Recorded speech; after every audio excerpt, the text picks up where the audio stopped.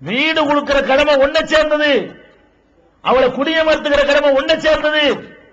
நீ வீட்டை வாடகைக்கு சரி ஒரு வீட்டை எடுத்து அங்க கொண்டு பொட்டாட்டியை கூட்டி கொண்டு வைக்கணுமா? அவ அப்ப கஷ்டப்பட்டு சம்பாரிச்சு வீட்டுல போய் நீ போய் ஒட்டிக்கணுமா? இது மார்க்கத்தில் உள்ள இது. நீ மகரு குர்ஆன் இஸ்லாம் சொல்லுது. இவன் என்ன செய்யறான்? நான் அவளுக்கு தங்குற இடம் கூட கொடுக்க மாட்டேங்கிறான். அவ வீட்டுல போய் இருக்கிறாங்கிறான். எங்க நாட்டில எல்லாம் திருமணமானால் தாயை இழந்து, தகப்பனை இழந்து, ஊரை இழந்து, சொந்தத்தை இழந்து இவனுடைய வீட்டிற்கு போய் அவர் சேவை செய்ய போகிறான். அப்படிப்பட்ட நிலை எங்க இருக்கிறது? இங்கே என்ன உள்டாவாக்கி வைத்திருக்கிறீர்கள். அது எவ்வளவு பரவாயில்லை, நாங்கள் பெருமைப்பட்டுக் கொள்ளலாம். எங்க நாட்டில் உள்ள நிலைமைக்கு நாங்கள் சந்தோஷப்படலாம். ஏன் இதுல கரெக்டா அந்த அளவுக்கு இருக்கிறாங்க, அவன் வீட்டுல கொண்டு வச்சுக்கிறான். அது போல என்ன பண்றீங்க? குடும்ப வாழ்க்கையில் ஈடுபட்ட பிறகு ஒரு பெண்ணுக்கு கஷ்டம் அதிகமா, ஆம்பளைக்கு அதிகமா? யோசிச்சு பாருங்க. குடும்ப வாழ்க்கை 2 பேரும் சந்தோஷமா இருக்கிறீங்க, ஜாலியா இருக்கிறீங்க. ஒரு குழந்தை உண்டாயிட்டா, உங்களுக்கு ஒரு வாரிசு உண்டாகிவிட்டது. உங்களுக்கு வாரிசு, அவளுக்கு வாரிசு. இந்த வாரிசு உண்டானதில் இருந்து யாருக்கு கஷ்டம், யாருக்கு சிரமம்? வாரிசை உண்டாக்குனானே இவன் தெருவு சுத்திட்டு இருப்பான். வாரிசை உண்டாக்குனானே இவன் போய் ஃபுட்பால் விளையாட போவான். வாரிசு உண்டாக்குனா பாருங்க இவன் சினிமா படத்தில் நிற்பான். யார் இவனுடைய வாரிசை சுமந்து இருக்கிறாளோ அவள் நிலை என்ன? திங்க இயலாதுங்க, சாப்பிட இயலாது. நீ அள்ளையில போட்டு மேய்கிறிய, அவன் சாப்பிடுவா ஹாண்டு வாந்தி எடுப்பான். பாதி வயிறு நிறைஞ்சிருக்கு, முன்னாடி என்ன செய்வா? ஓடி போய் வாந்தி எடுப்பான். அவள் சாப்பிடுகிற உணவு அவள் உடல்ல ஒட்டுவது இல்லை. உன் வாரிசை சுமந்ததற்காக 2 பேரும் சேர்ந்து சந்தோஷத்தை அனுபவிக்கிறீங்க. அவன் என்ன பண்றா? நீ சந்தோஷத்தை மட்டும் அனுபவிச்சுக்கிட்டு அந்த கனவுல இருக்கிறா. அவன் அந்த கொஞ்ச நேரம் அனுபவிச்சாலும் அதான் சந்தோஷம். அதுக்கு அப்புறம் எல்லாம் 10 மாச காலமும் கஷ்டம். சுமக்கிறாள், வெயிட் அதிகமாகுது. இருக்கிற சட்டை மழை பெஞ்சு ஈரமா போயிட்டா இந்த கணம் நமக்கு தாங்க முடியாது. ஈரத்தினால ஒரு 1/2 கிலோ அதிகமாகி போயிடும். அதை தூக்கிக்கிட்டு 1/2 மணி நேரம் நடக்க முடியாது, சட்டை கழட்டி போட்டுருவோம். அவன் ஒரு பெரிய வெயிட்டையே தூக்கி கொண்டு நிக்க முடியாது, நடக்க முடியாது, ஓட முடியாது, ஆட முடியாது, ஏற முடியாது, இறங்க முடியாது. நினைச்ச மாதிரி உருண்டு பறந்து படுக்க இயலுமா? இவன் இப்படியும் படுப்பான், அப்புறம் இப்படி படுப்பான், கூப்பிட அப்புறம் இப்படி படுத்துக்கிடுவான். எத்தனை சைஸானி படுத்துங்கிற அவளுக்கு முடியுமா? உன் கருவை சுமந்த பிறகு அவளால் செய்ய முடியுதா? ஒரு குறிப்பிட்ட சைஸ்ல தான் அவளுக்கு படுக்க முடியும். சூடாயிடுச்சுன்னா அப்புறம் எந்திரிச்சு உட்கார்ந்து அந்த சூடை ஆத்திக்கிட்டு மறுபடியும் அங்கதான் படுக்கணும். உடம்பு சூடாயிட்டே இவர் 4 பக்கம் பிறந்து படுப்பாரு. இப்படி காலம் மடக்குவான், அப்படி மடக்குவான், என்னென்னமோ பண்ணுவான். பாவி நம்மளோட ஒரு குடும்ப வாழ்க்கையை அனுபவிச்சதுக்காக வேண்டி இவ்வளவு சிரமப்படுறால, அந்த சிரமத்தை உன்னிப்பா நீ மனுஷனா இருந்து பாரு, கவனிச்சு பார். உன் மனசாட்சி சொல்லும் இதுக்கு எவ்வளவு கொடுக்கலாம், எத்தனை கோடி கொடுத்தாலும் பத்தாது. உன் வாரிசை சுமப்பதற்காக வேண்டி அவள் படுகிற சிரமம் இருக்கிறத அதுக்கு கோடி கோடியாக அள்ளி கொடுத்தாலும் போதாது. அதுக்கு தான் இஸ்லாம் சொல்லுது, நீ குர்ரா பாவி, நீ தாண்ட கொடுக்கணும், அவளுக்கு கொடுக்க வேண்டிய தேவையே இல்லடா, அவள் தாண்ட கஷ்டப்படுறா என்று இஸ்லாம் உனக்கு சட்டம் எடுக்கிறது. குழந்தையை பெற்றெடுக்கிறாள், அந்த ஒரு வலிக்கு அந்த ஒரு வேதனைக்கு ஈடாகுமா? அந்த மாதிரி ஒரு வேதனை உலகத்தில் உண்டுமா? மரணத்தினுடைய வாசலை தட்டி விட்டு திரும்புகிறார்.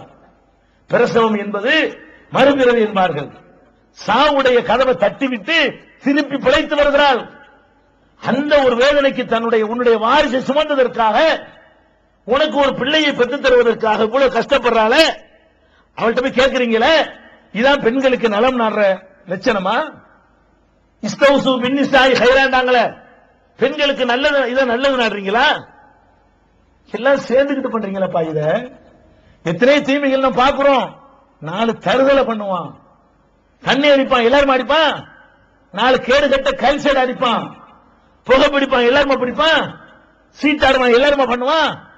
இந்த பாவத்தை யார் பண்றான்?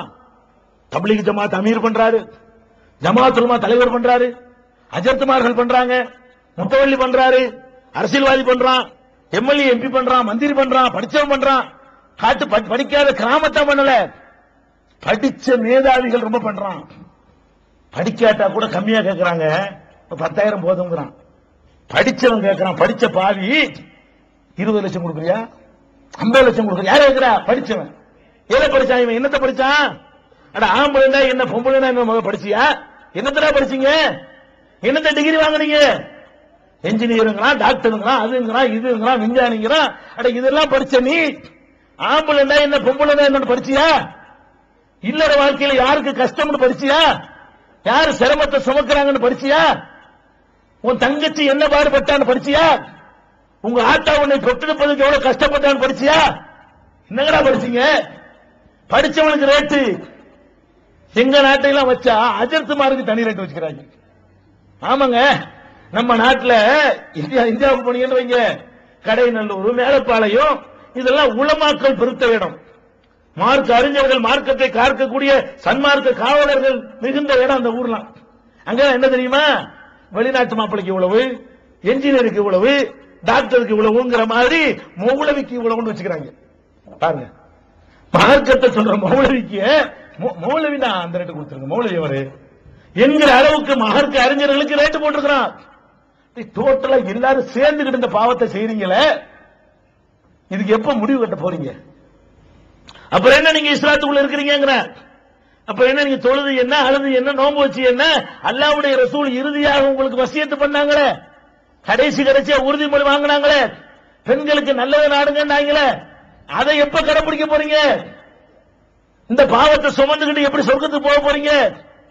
மறுமையில வந்து உங்கள் மீது குற்றச்சாட்டு சுமத்தினால் உங்களுக்கு எது என்ன? யோசித்து பார்க்க வேண்டும்.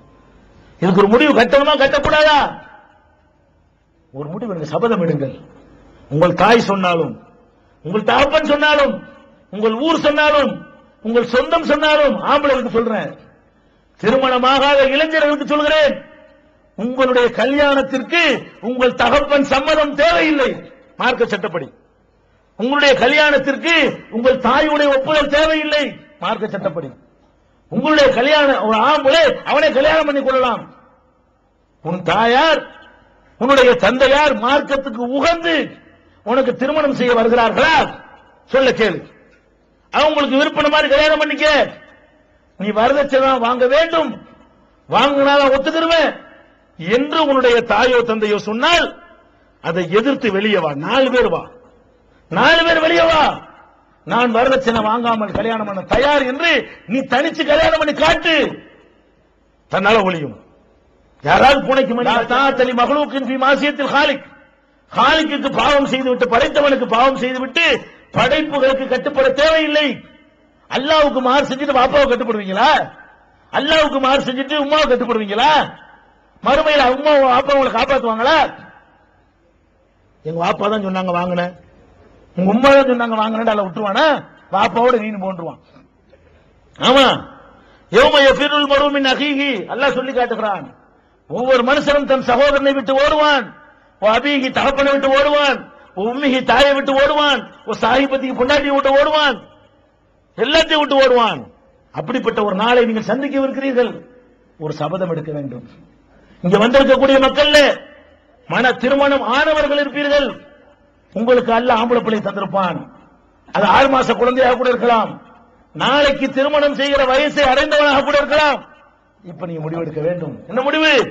ஹஜ்ஜத்துல் விதாவிலே, கடைசி ஹஜ்ஜிலே நபிகள் நாயகம் ஸல்லல்லாஹு அலைஹி வஸல்லம் அவர்கள் என்ன அறிவுரை நமக்கு சொன்னார்களோ, வலியுறுத்தி சொன்னார்களோ, அந்த பெண்கள் நலனை நாடுவதற்காக என்னுடைய மகனுக்கு 1 மாச குழந்தையா இருந்தாலும் சரி முடிவெடுங்க. என்னுடைய மகன் வயசுக்கு வந்து அவனுக்கு நான் திருமணம் செய்கிற நேரத்தில் யா அல்லாஹ் உன்னை முன்னிறுத்தி சொல்கிறோம், வரதட்சணை வாங்க மாட்டோம் என்று நீங்கள் சபதம் எடுக்க அல்லாஹ் உதவி செய்வான். சபதம் எடுக்க